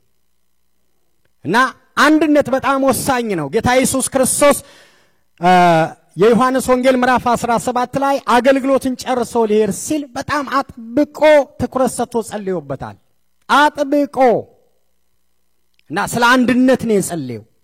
በስምህ ጠብቃቸው፣ አንድ እኔ እናንተ አንድ እንደሆነ ስለ አንድነት አጥብቆ ጸልየዋል። እና ይፈልጋል አሁን አንድ እንድንሆን ነው የሚፈልገው። በቃ አንድነት ወደፊት በቤተ ክርስቲያናችን ሁሉ ጊዜ መጸለይ ካለብን መጸለይ ያለብን ለአንድነት ነው። በቃ ሽማግሌዎች፣ ፓስተሮች፣ ኳይሮች፣ የጸሎት አገልጋዮች፣ በልዩ ልዩ አገልግሎት የምናገለግል ሁሉ አንድ አይነት ራእይ፣ አንድ አይነት አሰራር፣ አንድ አይነት መንፈስ ሁላችን ውስጥ እንዲገባ ማለት ነው። በቃ አንዱ የሚያስበውን አንዱ የሚያስበውን አንሱ፣ አንድነት ይሄ ሲኖር አትጠራጠሩ የእግዚአብሔር መንፈስ ይሰራል። አሜን። በቃ የሚዘገይ ነገር አይኖርም ማለት ነው። ይሰራል፣ እግዚአብሔር ይሰራልና የአንድነትን መንፈስ መጠበቅ ያስፈልጋል። እዚህ ጋር ያደረጉት ይሄ ነው። አንድ ነበሩ ይላል። አንድ ነበሩ። ይሄ እነኚህ 4 ነገሮች፣ ሌሎች ብዙ ነገሮች አሉ፣ በዚህ ሰመራይዝ ይደረጋሉ። መንፈስ ቅዱስ ፈጥኖ አብ እንዳሰበው ወደ እነሱ መጣ። ሁለተኛው መምጣቱ በምንድን ነው የሚታወው? ሲመጣ ምንድን ነው የሚያደርገው? መምጣቱና መኖሩን በምን እናውቃለን? የተወሰኑ ነገሮች መንፈስ ቅዱስ ሲኖር ይታወቃል። በጣም መሰረታዊ ነገሮች ነው ማነሳው በደንብ ስሙን ጌታ ኢየሱስ ክርስቶስ በዮሐንስ 16 ላይ የሚመጣበትን ትልቁን ዋና ነገር ተነግሮ እሱ በሚመጣ ጊዜ እኔን ያከብረኛል ያለው ስለዚህ መንፈስ ቅዱስ እኔውስ ካለ እኔ ከተሞላሁና በመንፈስ ቅዱስ ማገለግል ከሆነ እግዚአብሔርን ነው ማከብረው ሁሉም ሰው እንደዛው ማለት ነው እና ለእግዚአብሔር ክብር ነው የሚመጣው እግዚአብሔር ሲከበር ሲፈራ ሲመለክ ታያላችሁ በሁሉ ሰው ላይ የእግዚአብሔርን ትልቅነት ታያላችሁና ሁሉ ሰው ለእግዚአብሔር ደፋ ቀና ይላል ለእግዚአብሔር ይሮጣል በእውነትና በመንፈስ እግዚአብሔር ለማክበር ሲሯሯጥ ታያላችሁና መንፈስ ቅዱስ ሲመጣ ሰዎች ጋር የምታዩት እግዚአብሔርን ለማገልገልና እግዚአብሔርን ለማክበር ሰው ሁሉ ደፋ ቀና ሲል ታዩታላችሁ ሐዋርያት ሥራ ላይ ከመጣ በኋላ ቤቱን ሞላው እነሱ ላይ ተቀመጠባቸው የሆነውን ታሪክ ብዙ ጊዜ ስለተማርነው ነው እዛ ላይ ብዙም አልቆየው የሆነው ከ2 ጀምሮ አሁን እኛ እስካለንበት እስከ 2025 እንደ ኢሮፓያን አቆጣጠር ዛሬ ኦክቶበር ስንት ነው 12 ድረስ ከዛች ቀን ጀምሮ እግዚአብሔር እየሰራ ነው እግዚአብሔር ሥራ ላይ ነው አሜን በሉ ሥራ ላይ ነው እየሰራ ነው እግዚአብሔር በሥራ ላይ ነው ኢየሱስም እየሰራ ነው እግዚአብሔር ሚሽነሪ ነው ወንጌላዊ ነው እግዚአብሔር ሚሽነሪ ነው እየሰራ ነው የሰይጣንን መንግስት ያፈረሰ ነው የሚሰራው ደግሞ በእኛ ነው በሱ አቅም ልክ ቢሰራ ሰይጣን ድምጥማቱን በአንድ ማይክሮ ሰከንድ ያጠፋዋል ግን እኛን ተጠቅሞ ነው የሚሰራው እኛን ተጠቅሞ ለመስራት 3-4 ደረጃዎችን ባጭሩ ልናገር የመጀመሪያው የሚያደርገው መንፈስ ቅዱስ እኛን ነው የሚሰራን በእኛ ከመስራቱ በፊት እኛን ነው የሚሰራን ስለዚህ መንፈስ ቅዱስ ካለ ከተሞላን ከሰራ መኖሩን የምታውቁት ሰዎች ይሰራሉ እና ይሰራሉ ባህሪያችን ይሰራል አስተሳሰባችን ይሰራል ኑሮአችን ይሰራል መግባት መውጣታችን ይሰራል ምንም ሳትናገሩ የእግዚአብሔር መንፈስ እንደተሞላችሁ በባህሪያችሁ ይታወቃል ማለት ነው አንደኛ ጴጥሮስ ምዕራፍ 2 ቁጥር 5 ላይ እናንተ ደግሞ በኢየሱስ ክርስቶስ አማካኝነት እግዚአብሔርን ደስ የሚያሰኝ 4 ነገሮች ናቸው እግዚአብሔርን ደስ የሚያሰኝ 1 መንፈሳዊ መስዋዕት እንዲታቀርቡ ቅዱሳን ካህናት እንድትሆኑ መንፈሳዊ ቤት እንድትሆኑ ተሰራላችሁ ይላል እግዚአብሔርን ለማስደሰት መንፈሳዊ መስዋዕት ለማቅረብ የካህንነት አገልግሎት ለመስጠት መንፈሳዊ ቤት ለመሆን እኛን መጀመሪያ ይሰራናል ማለት ነው ምክንያቱም በብሉይ ኪዳን መቅደሱስ ገብቶ የሚያገለግለው ካህኑ አንድ ብቻ ነው እንደምታውቁት ሐዲስ ኪዳን ግን ሁሉ ሰው ካህን ነው አሜን ስለዚህ ያንን ለመስጠት መጀመሪያ ለዛ ብቃት ይሰጠናል ይሰራናል ተሰራላችሁ ይልና ኤፌሶን ምዕራፍ 2 ላይ በሐዋርያትና በነቢያት መሰረት ላይ ታንጻችኋል ይልና ይሄንን አውጡ መጽሐፍ ቅዱሳችሁን እና ላንብበው መጽሐፍ ቅዱሳችሁን አውጡ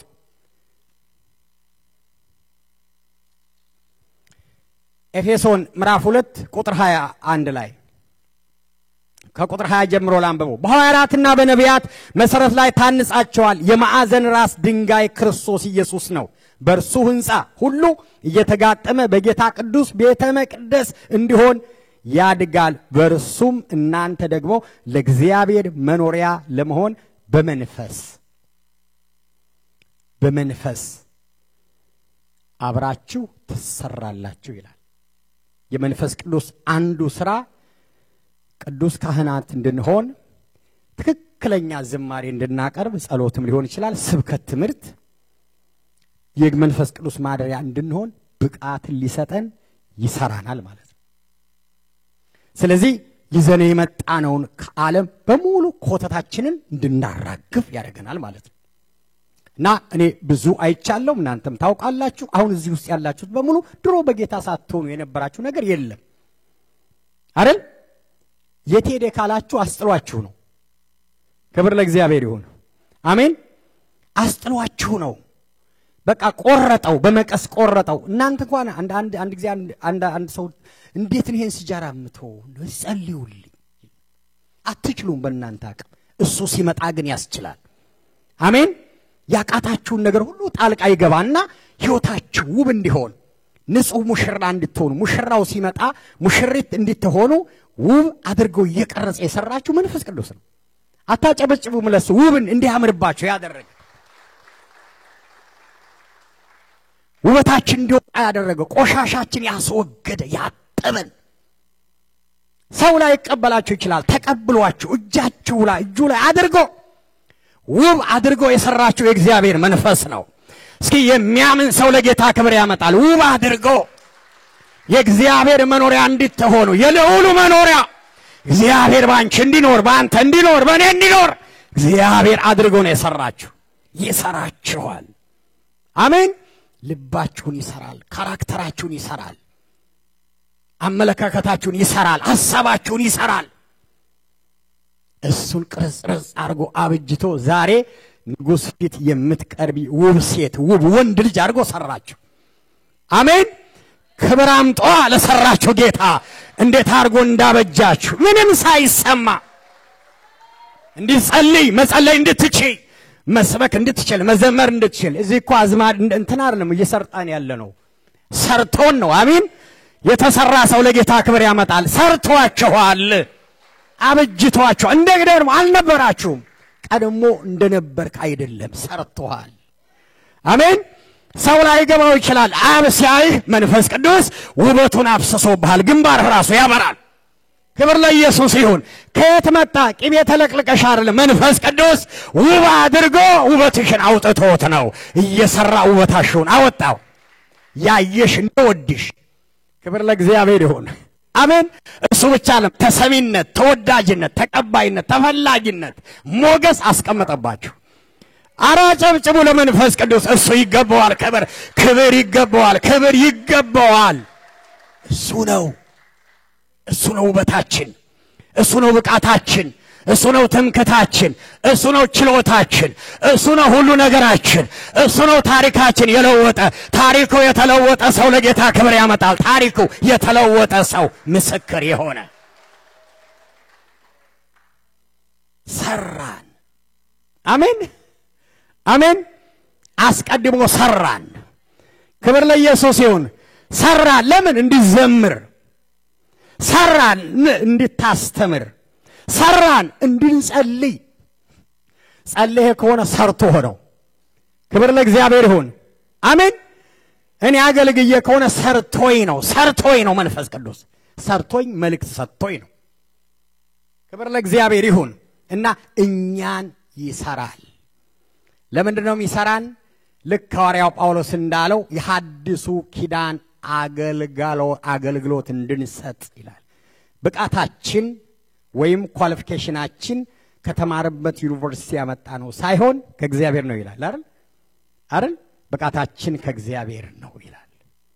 ክብር ለኢየሱስ ይሁን። ክብር ለኢየሱስ ይሁን። ብቃታችን የሐዲሱ ኪዳን አገልጋይ የደምና የሥጋ ይሄ የኪዳኑን አገልጋይ እንድታገለግሉ አሁን ስራ በኋላ መጣበታለሁ። እሱ እንድናገለግል ብቃት የሰጠን እሱ ነው። እንዴት አድርጎ ሰርቶን። እግዚአብሔር ይባረክ። አሜን። እና ይሰራናል ማለት ነው።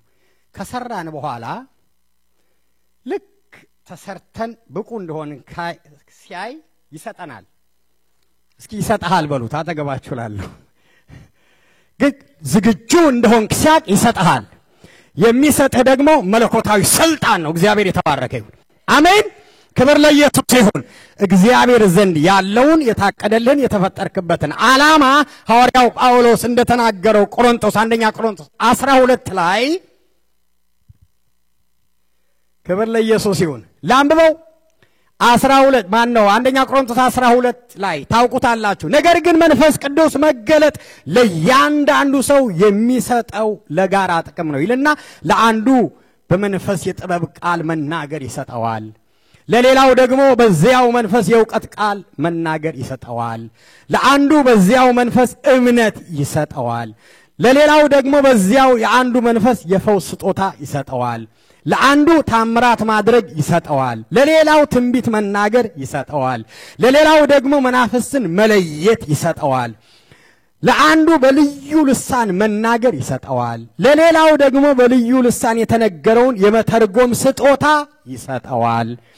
ለዚህ ሁሉ የዚያው የአንዱ መንፈስ ስጦታዎች ሲሆኑ ለእያንዳንዱ ሰው እርሱ እንደወደደና እንደፈቀደ ይሰጠዋል ይላል።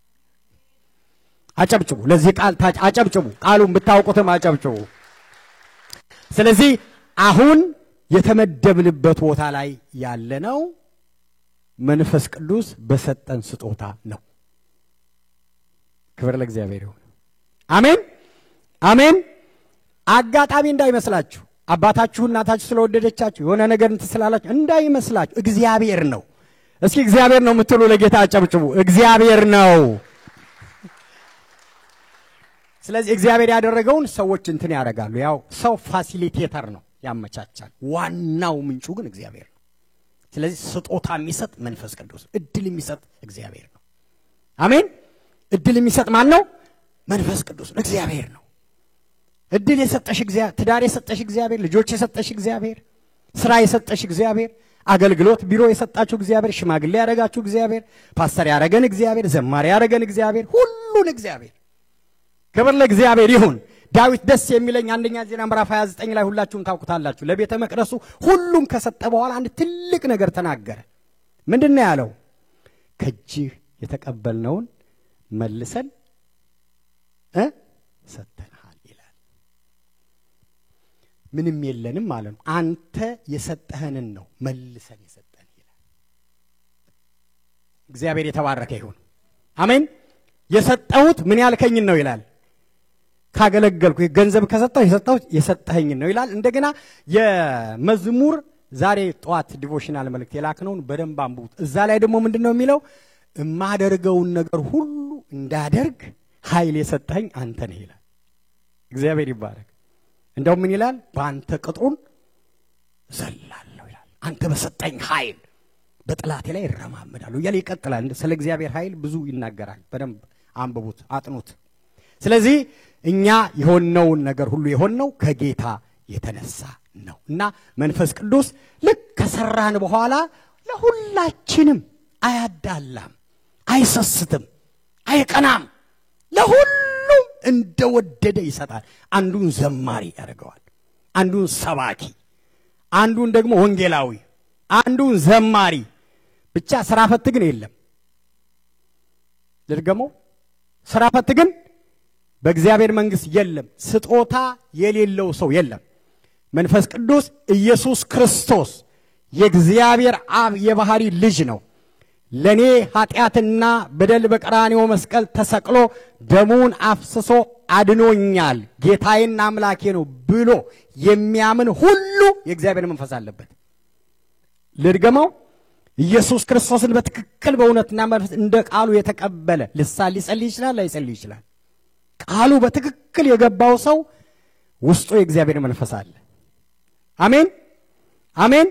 እሱ ነው እዚህ ያመጣችሁ። ማንም በእግዚአብሔር መንፈስ ካልሆነ በስተቀር ኢየሱስ ጌታ ነው ብሎ ሊል አይችልም። ስለዚህ እግዚአብሔር ነው እናንተ እንደዛ እንድትሆኑ ያደረጋችሁ እግዚአብሔር ነው እና ስጦታ የሰጣችሁ ደግሞ እሱን እንዲታከብሩ ነው። ስለዚህ ይሰጠናል ለሱ ክብር ለቅዱሳን በረከት። ኤፌሶን 4ም ይሄንን ነው የሚለው። ሶስተኛው ይሰራብናል። ይሰራብናል። አሜን። ይሰራብን ይሄ ነው የሐዋርያት ሥራ ቅድም ያልኩት ከምዕራፍ 2 እስካሁን ኦክቶበር 10 ነው 12 እስከ ኦክቶበር 10 2025 ድረስ እየሰራ ነው። አሜን። በቤተ ክርስቲያን ብቻ እንዳይመስላችሁ ዓለም ሴኩላሩ ይሄ በዓለሙን ሁሉ ደግፎ ያዘው እግዚአብሔር ነው። እግዚአብሔር ቢተው ይጠፋል። አታቁም? ይሄን ሁሉ በእግዚአብሔር ቁጥጥር ውስጥ ነው ያለው። ከእግዚአብሔር ቁጥጥር ውጪ የወጣ እግዚአብሔር አቅም በላይ የሆነ ምንም አይነት ተፈጥሮ ፍጥረትም የለም። ሁሉ በሱ ቁጥጥር ውስጥ ነው። እግዚአብሔር ስራ ላይ ነው። በተለይ ደግሞ በጸጋ ወንጌላዊት ቤተክርስቲያን ላይ ስራ ላይ ነው። ስራ ላይ ነው። እግዚአብሔር በስራ ላይ ነው። እግዚአብሔር እየሰራ ነው። ስራ ላይ ነው። አሁን የሚሰራው በእኔና በእናንተ ነው። የሚሰጠን በጀትና አቅም ግን የራሱን ኃይል ነው። እግዚአብሔር የተባረከ ይሁን። አሜን። ስለ ስራ ስላለ ነው ኃይል የሚሰጠን። ከላይ ኃይልን በተቀበላችሁ ጊዜ ምስክሮች ትሆናላችሁ። ኃይልን ስትቀበሉ ማለትና የምንሰራው ስራ ሁሉ የሚሰራው በእግዚአብሔር ኃይል ነው። የዚህ ዓመት መሪ ቃላችን በመንፈስ እንጂ በኃይልና በጉልበት አይደለም የሚል ነው አይደለም? የቤተክርስቲያናችን ዓመታዊ መሪ ጥቅሳችን ይሄ ነው። ስለዚህ የእግዚአብሔር ጉልበት የእግዚአብሔር አቅም ነው ስራ እንድንሰራ የሚያደርገን እሱን ለማለት ነው። እሱ ደግሞ ዋናው መንፈስ ቅዱስ በእኛው ስላለ እሱ ነው የሚሰራውና እንዴት ሆነ ካላችሁ በቃ እግዚአብሔር ነው። ሁሉን ቻይ ነው። ጌታ የተባረከ ይሁን። ጌታ የተባረከ ይሁን። ጌታ ይባረክ። እና የማትጠብቁት ነው የሚሆነው። ባለፈው ሰኞ እዚህ የቢልዲንግ ኮሚቴ ስብሰባ ጠርተውን እዛ ነበርና አንዲት እህት አምጥተዋት እንደ አማካሪያችን እና ምን አለችን? እንዴት ነው ይሄንን ቦታ ያለ ጨረታ የሰጧችሁ? በጣም ነው እኮ የሚደንቀው ምናምን አለች። ፋሲል ነበር መስሎኝ በኋላ ነው የመጣውና ያለ ጨረታ እንዴት አገኛችሁ? ታዘዛ ከላይ። ክብር ለእግዚአብሔር ይሁን። እና እንደዚህ እንዴት ጥያቄ የሚፈጥር ነገር ያደርጋል። ጥያቄ ከተፈጠረ መለኮታዊ ነው። በቃ ክብር ለኢየሱስ ይሁን። ኖርማልማ ሰው የሚሰራው ስራ ማንንም ይሰራል። አሁንም በህንጻ ስራችን እግዚአብሔር እንደዚህ ነው የሚያደርገው። እጅን አፍ ላይ የሚያስጭን ነገር ጌታ ያደርጋል። የምታምኑ ሰዎች ለጌታ ክብር አምጡ። ጌታ የተባረከ ይሁን። በቃ እግዚአብሔር እንደዛ ነው። ጣልቃ ነው የሚገባው። እጅ አፍ ላይ ያስጭናል። አያችሁ፣ ግራ ያጋባ እኛን ይባርከናል ጌታ። አሜን። ስለዚህ በእያንዳንዳችሁ የማይገመት የማይለካ ነገር እግዚአብሔር ያደርጋል። እስኪ አጨብጭቡ ለሰራዊት ጌታ ለእግዚአብሔር። የማይገመት የማይጠበቅ ነገር ጌታ ያደርጋል። እንደዛ ነው። ኢየሱስ ያድናል። ስለዚህ በእኛ ይሰራል። በጣም የሚገርማችሁ በእኛ ሲሰራ ደግሞ ዋናው ካፒቴኑ ኮርከሩ ደግሞ እሱ ነው። እንዴ ሰው እንኳን እንትን ሰው ዩኤን ነው የሚሰራው፣ ዋይት ሃውስ ነው የሚሰራው። እንደዛ ሲባል ሰው ሰምታችሁ የት ነው የምትሰራው? አዲስ አበባ ኢትዮጵያ ውስጥ ኤንጂኦ ነው የሚሰራው። ገንዘቡ ብዙ ነው ይሉ ነበር አይደል? ዩኤስአይዲ ነው የሚሰራው ይለኝ ነበር አንድ ወንድ። መስሩበት መስሪያ ቤት የሚከፈላችሁ ገንዘብና መስሯቸው አብራቸው ሰዎች ከምትሰጡት ቫልዩ የተነሳ ብዙ ነገራችሁ የሚያስደንቅ ይመስለናል አይደል? መጽሐፍ ቅዱስ እንደዚህ ይላል። አንደኛ ቆሮንቶስ ምዕራፍ 3 ቁጥር 9 ላይ እኛ የእግዚአብሔር የሆንን አብሮ ሰራተኞች ነንና ይላል። የምንሰራው ከነገስታት ንጉስ ከጌቶች ጌታ ከልዑል እግዚአብሔር ጋር ነው። አሜን። ብቻችሁን አይደላችሁ። በተለይ እግዚአብሔር ስራ ላይ በእግዚአብሔር አቅም ስራ ለመስራት እግዚአብሔር እድል የሰጣችሁ ሰዎች እግዚአብሔር አብሯቸዋል። አሜን። አብሯቸዋል። እሱ ነው አብሯቸው ያለው። አብሮ ነው የሚሰራው። ያው ቃሉ እኮ ነው። እናንተም የእግዚአብሔር እርሻ የእግዚአብሔር ህንጻ ናችሁ ይላል። እኛ እርሻና ህንጻ ሆነን ሰርቶናል። ስራውን ደግሞ አብሮን ይሰራል ማለት ነው። ሁለተኛ ቆሮንቶስ ምዕራፍ 1 ቁጥር 6 ላይ ከእግዚአብሔር ጋር አብረን የምንሰራ እንደመሆናችን መጠን የተቀበላችሁትን የእግዚአብሔርን ጸጋ ከንቱ እንዳታደርጉ አደራ እላችኋለሁ ይላል ጳውሎስ። ከእግዚአብሔር ጋር ፓርትነራችን ማን ነው? ማን ነው? ስለዚህ የቢልዲንግ ኮሚቴዎች እንዳትፈሩ፣ እግዚአብሔር ነው አብሯችሁ የሚሰራው። እግዚአብሔር የተባረከ ይሁን። እናንተ ፊት የሚዘጋ በር አይኖርም፣ የሚቆም ተራራ አይኖርም። ፈርሷል ኦሬዲ። ክብር ለኢየሱስ ይሁን። ምክንያቱም ስራው ታላቅ ነው። ለእግዚአብሔር ክብር ለቅዱሳን በረከት ነው። የግላችሁን ቤት አይደለም የምትሰሩት። በቃ ክብር ለኢየሱስ ይሁን። እግዚአብሔር አብሮን ይሰራል። ህንጻ ብቻ አይደለም፣ ወንጌል አብሮን ይሰራል። ነፍሳትን ያድናል። እግዚአብሔር ሐሳቡን በእኛ ይሰራል። እግዚአብሔር ጋር አብረን የምንሰራ ነን። ክብር ለኢየሱስ ይሁን። ሚልክያስ ምዕራፍ 3 ቁጥር 17 እስከ 18 እኔ በምሰራበት ቀን ይላል። ቅድም ነግሬያቸዋለሁ። እግዚአብሔር ከዘፍጥረት ጀምሮ ራሱን ከገለጠበት ማለት ነው። ዘፍጥረትን ስታጠኑ በመጽሐፍ ቅዱስ አጻጻፍ መጀመሪያ የተጻፈው መጽሐፍ ኢዮብ ነው ይላሉ የመጽሐፍ ቅዱስ አዋቂዎች። ዘፍጥረት አይደለም በአጻጻፉ። ግን የዘፍጥረት መጽሐፍ ታሪክ ያው የፍጥረትን ታሪክ ነው የሚያወራልን። ስለዚህ ዘፍጥረት በሙሉ የሚነገረን እግዚአብሔር አለ ብሎ ለማረጋገጥ ሳይሆን የእግዚአብሔር መኖር መነሻ አድርጎ ነው ሰማይና ምድር ተፈጠሩ ይላል አይደል? ከዛን ጊዜ ጀምሮ እግዚአብሔር እየሰራ ነው፣ ይሰራል፣ እስካሁን እየሰራ ነው። እንደዚህ ይላል ሚክያስ ምዕራፍ 13 17 እኔ በምሰራበት ቀን። መቼ ነው የሚሰራው እግዚአብሔር? ጌታ ኢየሱስ ክርስቶስ ዮሐንስ 5 ላይ ነግሮናል። እስከ ዛሬ ይላል አይደል? እስከ ዛሬ አባቴ ምን ያደርጋል? ይሰራል፣ እኔም እሰራለሁ። አሁን እግዚአብሔር ስራ ላይ ነው። በአክብሮት በትህትና እህቶቼ ወንድሞቼ ልትወልዱ የምትችሉ እንኳን እንዳላችሁ አምነሹር እንደው በቃ ታላቅ ወንድሞቼ ታላቅ እህቶቼ በአክብሮት ልንገራችሁ፣ እግዚአብሔር በስራ ላይ ነው። እግዚአብሔር የሚፈልጋችሁ ደግሞ ለስራ ነው። አሜን። እየሰራ ነው፣ አብራችሁ እንድትሰሩ ይፈልጋል። እና ምን ይላል? እኔ በምሰራበት ቀን እነርሱ የኔ ገንዘብ ይሆናሉ ይላል። ክብር ለኢየሱስ ይሁን። ይሄ ትልቅ ኪዳን ነው። እግዚአብሔር እኮ ነው ያለው፣ እኔ እሰራለሁ እነሱ ደግሞ ምን ናቸው አለ? ገንዘቦቼ። የእግዚአብሔር ገንዘብ ነሽ ብሏት አጠገባቸው ነው። እግዚአብሔር ገንዘብ የእግዚአብሔር ገንዘቦች ናቸው። እናንተ የእግዚአብሔር ገንዘቦች ናቸው አላ እግዚአብሔር። የኔ ቃል አይደለም ከኪስ ያውጥቸው ሳይሆን ቃሉ ነው። የኔ ገንዘቦች ናችሁ ያወጣው የምትጠቀሙባችሁ። ምን ማለት ነው? ገንዘባችሁን ባንክ ወይ እየጫራችሁ ወይ ደግሞ ካሽም እያወጣችሁ ወይ ደግሞ ታፕ እያደረጋችሁ ተጠቀማላችሁ አይደል? በቃ እግዚአብሔር የእግዚአብሔር መጠቀሚያዎች ናችሁ። እስኪ ለጌታ ክብር አምጡ። የእግዚአብሔር መጠቀሚያዎች ናችሁ። ስለዚህ ተነሱ። እኔ ለማነሳሳት ነው። ተነሱ፣ የእግዚአብሔርን ስራ ስሩ። ጊዜው አልቋል። ጊዜ የለም፣ ሰዓት የለም፣ ደቂቃ የለም። ምን ላድርግ በሉ። አሁን ሐዋርያው ጳውሎስ እንደዚህ ያለ አንድ ነገር አደርጋለሁ አለ። አንድ ነገር እስኪ በትህትና ልጠይቃችሁ፣ አንድ ነገር ለእግዚአብሔር ቤት ላድርግ በሉ። ሌላውን ተውትና አንድ ነገር ብቻ፣ አንድ ነገር በእነሱ ዕድሜ በእነሱ ጊዜ በእነሱ እንደዚህ ሆነ። ለቀጣዩ ትውልድ የሚሆን አንድ ነገር መልካም ሐሳብ ቢሆን አዋጡ። አንድ ነገር አደርጋለሁ አለ ጌታ ኢየሱስም። ዮሐንስ 17:4 ላይ ምንድነው ያለው? አንተ የሰጠኸኝን ፈጽሜ አከበርኩ አይደል ያለው? ፈጽሜ ያለው በቃ አንተ የላከኝ ስራ ፈጽሜ ያለው አድርጌያለሁ አለ። እና ስንፈጠር እኔ በልተን ጠጥተን የሆነ ነገር ብለን ምና ብቻ አለ አንድ ነገር እንድናደርግ እግዚአብሔር ይፈልጋል። ስለዚህ በመትችሉት ውስጣችሁ ባለው ቤተክርስቲያን ትፈልጋቸዋለች። እንደ ጸጋችሁ ቀደም ብያለሁ። ስፍራ ኢየሩሳሌም የሚለው ብቻ አይደለም። በቤተክርስቲያን ውስጥ አንዳንዶቻችሁ ዳቆን፣ አንዳንዶቻችሁ ደግሞ ዘማሪ፣ አንዳንዶቻችሁ ጸሎት አገልጋይ፣ አንዳንዶቻችሁ ሌላ፣ አንዳንዶቻችሁ ሰባኪ፣ አንዳንዶቻችሁ ጥሪ ያለ ሁሉ ሰው እዚህ ውስጥ ስራ ያለው ሰው ነው ያለው። የእግዚአብሔር አይኖች ነው የሚያዩ። ግን ሁላችን ለአንድ ዓላማ እንነሳ። አሜን። ለሱ ነው ኃይል የሚሰጠን። ስለዚህ ሁሉ ሰው እግዚአብሔርን ለማክበር ለእግዚአብሔር ለመስራት በእኛ ሊሰራ ፈልጓል። በእኛ በመላእክት አይሰራም፣ በሌላ ነገር አይሰራም። የሚሰራው በወርቁ ነው። ስማችሁን አስገቡ። ይሄንን ማንም ሊለውጠው አይችልም። እግዚአብሔር ለምን አደረገ አናቅም። በሰው ነው የሚሰራው ማለት ነው። የእግዚአብሔር ስራ የሚሰራው በሰው ነው።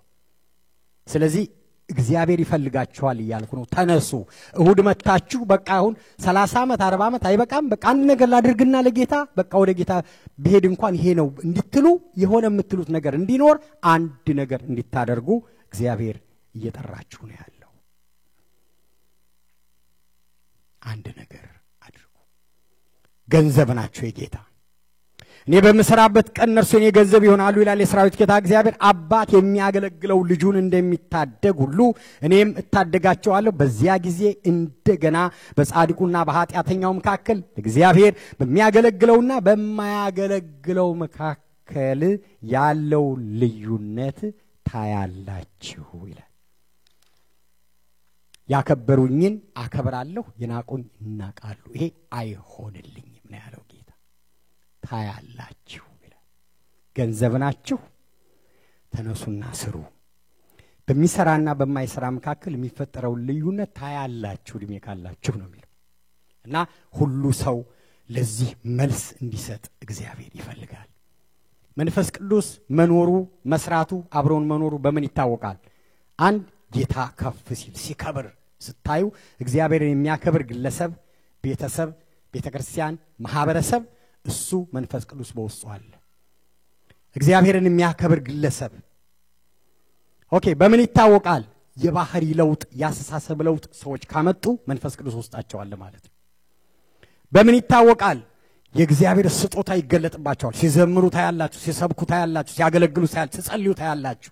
ተሰጥቷቸው ማለት ነው።